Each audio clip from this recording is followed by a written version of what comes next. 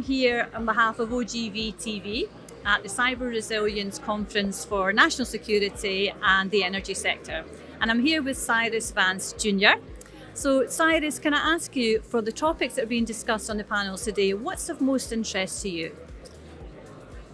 We covered a lot of topics today, and truly everyone is of interest to me. But personally, as I indicated on the panel in which I participated, I think I'm very focused on our resilience, our strategies, or our lack of resilience around our critical infrastructure in all our communities, particularly in the United States, where I see there's a real gap between the risks that we face and the abilities of those communities to respond to those risks and protect the public. So I think there's a big public safety mission around cyber, which isn't talked about enough. And in looking at what is the legal perspective just now in terms of cybercrime? Well, I think it's very daunting. I mean, there's a reason why ransomware and cybercrime is so prevalent. It's capable of being done from a distance, so your risk of being caught and arrested is low. It's phenomenally remunerative.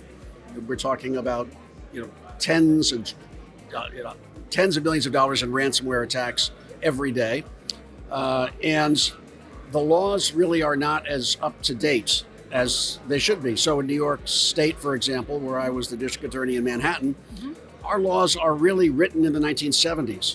And it just, we're interpreting statutes and trying to decide whether material sent over the internet is a thing that can actually be stolen.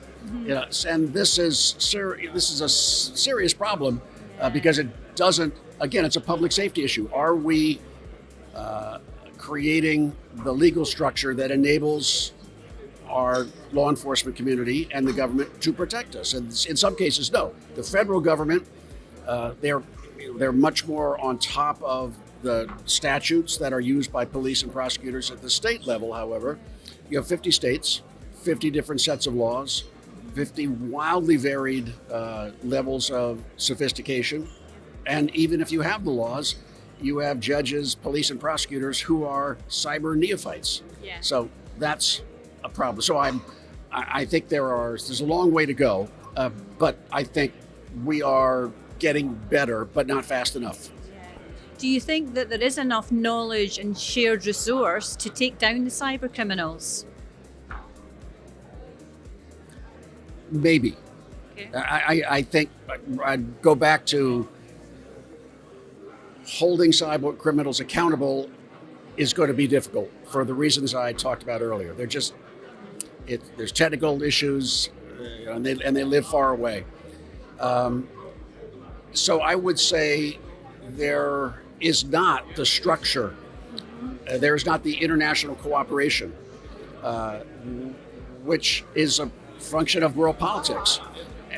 We cannot get cyber criminals that we know are operating in Eastern Europe, for example, and so they are acting with impunity, and that is a geopolitical issue between Russia-related countries and Western-related countries that, until that is solved, that's not going to be resolved. So I think within the United States, it's spotty in terms of the resources. Yes, FBI, Homeland Security, they're major law enforcement organizations that do have significant resources.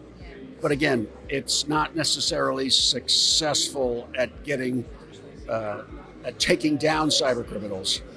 We're getting better at blocking them, but not really taking them down.